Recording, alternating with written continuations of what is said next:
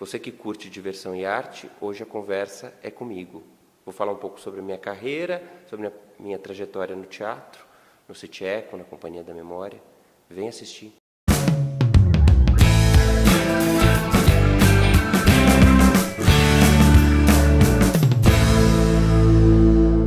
Bom, Rui, primeiro, muitíssimo obrigada por essa conversa, pela disponibilidade em receber a gente aqui. O papo, lógico, partia aí para um caminho para pensar um pouco o teatro, né? E queria começar pensando um pouco as suas escolhas dentro da sua trajetória profissional, a tua experiência aí com o teatro russo, né? O que traça aí para a gente uma história sua aí nas suas escolhas dentro do campo do teatro, para a gente começar a conversar. Boa tarde, Bia. Prazer de falar com vocês e no canal aqui Diversão e Arte. Olha, as minhas escolhas, elas começaram desde cedo. Eu comecei com 15 anos, já comecei o teatro antes na escola, mas quando eu tinha 15 anos eu era muito próximo do Raul Cortez, que era meu tio, e a gente convivia, a gente tinha um convívio bastante intenso. Eu ajudava ele com todas as coisas, com textos de peças, com novelas, com filmes, né? A minha família é uma família que tem uma tradição, não só artística, mas é uma tradição pedagógica.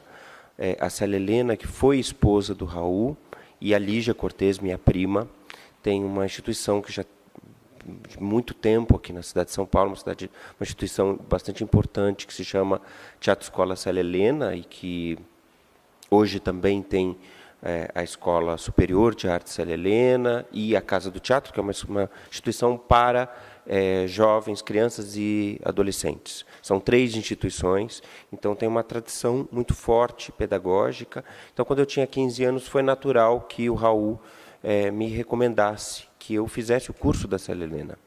Então, eu fui introduzido muito rapidamente, dos 15 anos, para esse universo, para esse contexto, e logo eu percebi que as ambições de ator, elas não me satisfaziam.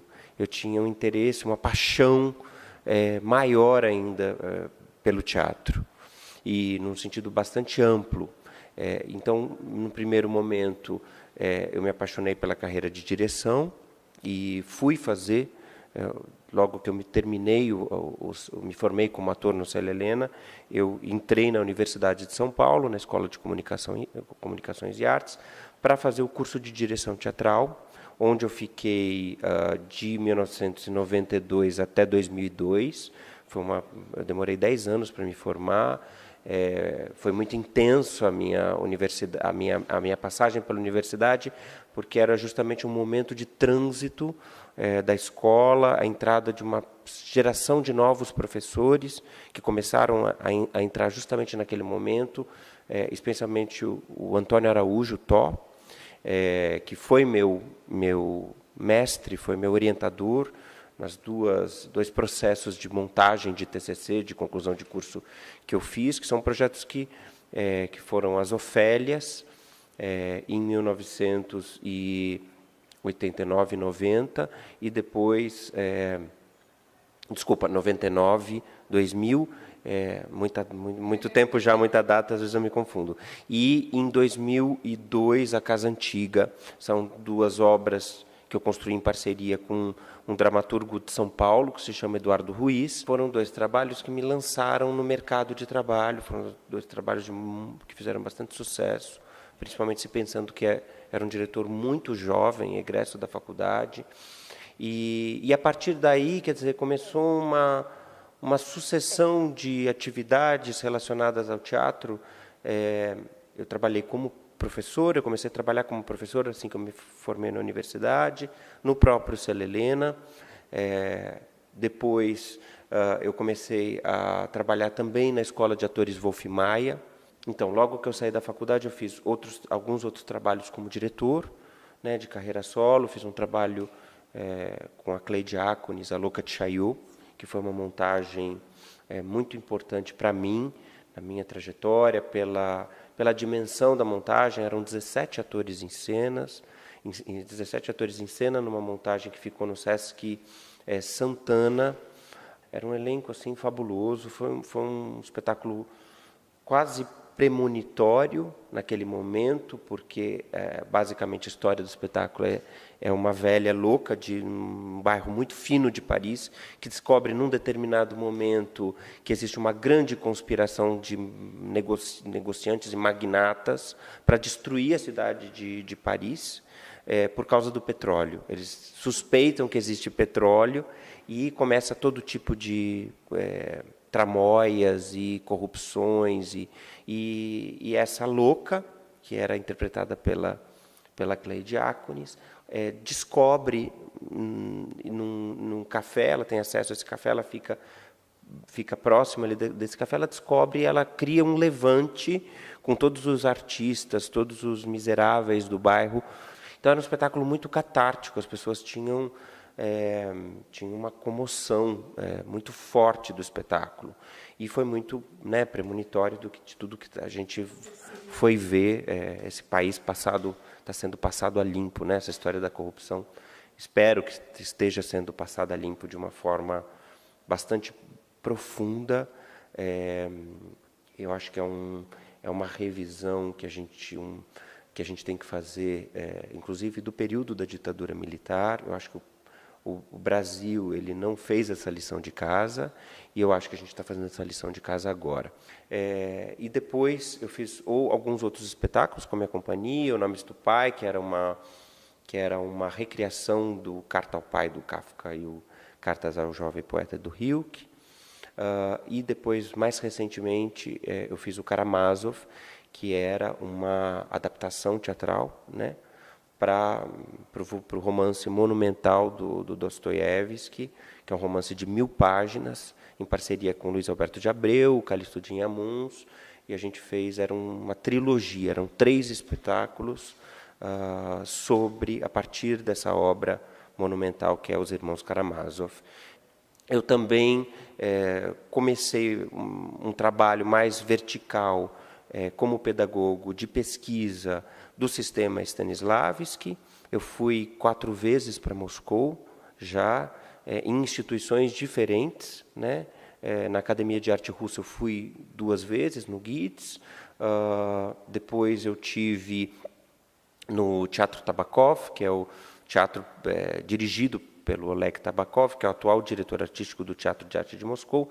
E a última vez que eu tive, em 2010, eu fiquei 7 meses como o primeiro brasileiro residente dentro do Teatro de Arte de Moscou, da Faculdade do Teatro de Arte e do Centro Meyerhold, junto aos estudantes de direção teatral, na pós-graduação. Em 2010, porque eu tive em Belo Horizonte, numa edição do Encontro Mundial das Artes Cênicas, que foi, de uma certa maneira, o tema era o teatro e a pedagogia russa, e aí eu tive fazendo um workshop em Belo Horizonte com Anatoly Vassiliev, que talvez seja o maior encenador e pedagogo russo vivo. E, a partir disso, eu me apaixonei completamente por esse projeto do Encontro Mundial das Artes Cênicas, que era dirigido pelo Guilherme Marques, nesse momento, e o Guilherme,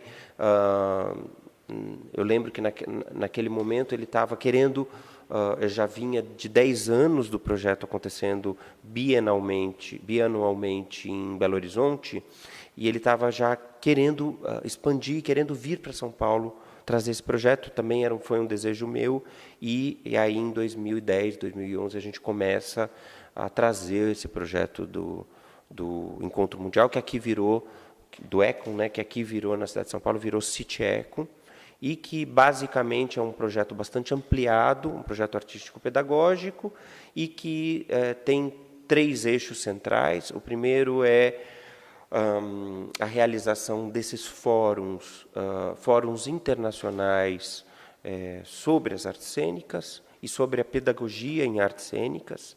Então, como eu disse, já teve algumas edições sobre a pedagogia francesa, a pedagogia russa, a pedagogia latino-americana. Um outro eixo, quando a gente teve o teatro aqui na Rua da Consolação, a gente ocupou o teatro por praticamente uns 2 anos e meio. A gente realizou uma ocupação nesse espaço onde a gente realizou uma programação teatral intensa. A gente fazia, eram 3 salas de espetáculo, com espetáculos sempre de sábado a quinta-feira, o teatro operava. Então, tinha pelo menos 4 espetáculos de final de semana, mais 2 espetáculos de segunda e terça, e mais 2 ou 3 espetáculos de quarta e quinta.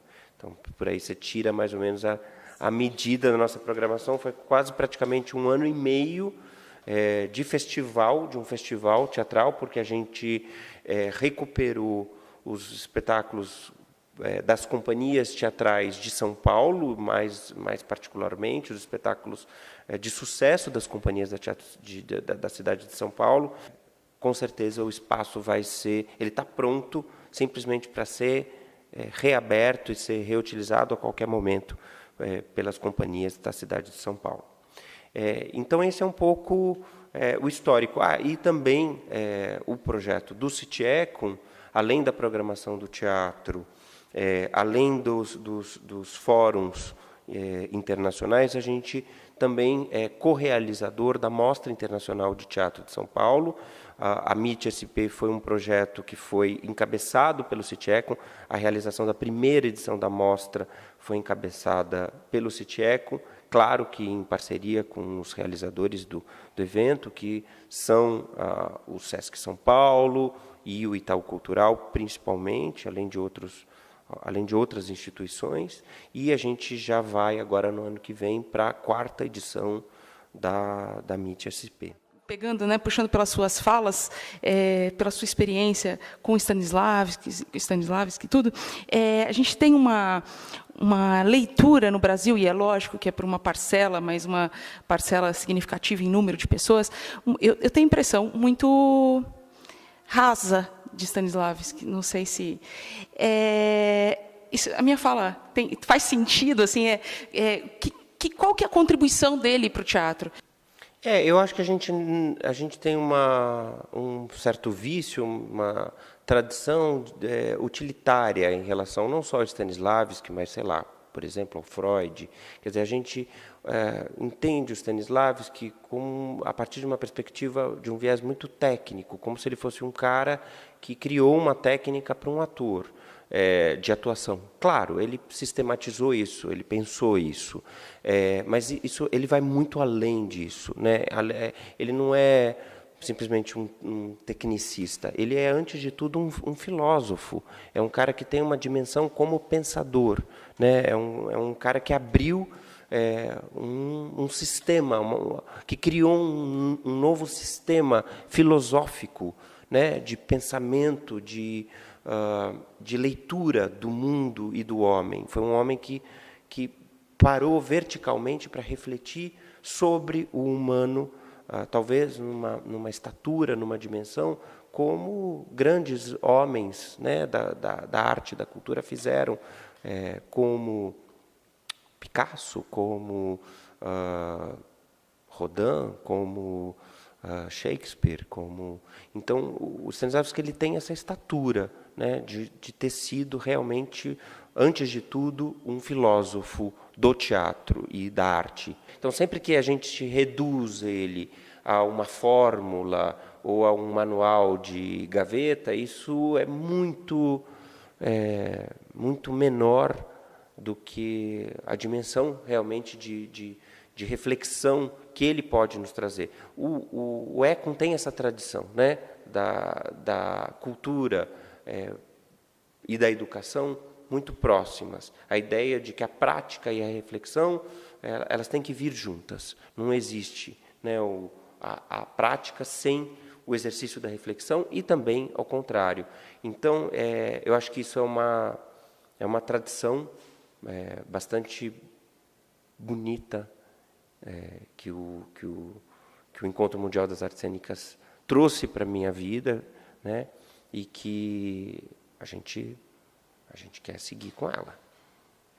Nossa, Rui, muito obrigada por essa conversa. Eu adorei Antes, é uma conversa, é uma narrativa e é uma aula mesmo para a gente pensar o teatro, pensar a sociedade, pensar o país, pensar a cidade que a gente vive. Muito obrigada. Obrigado a você. Muito obrigado mesmo. E se você gostou, compartilha, divulga, já sabe.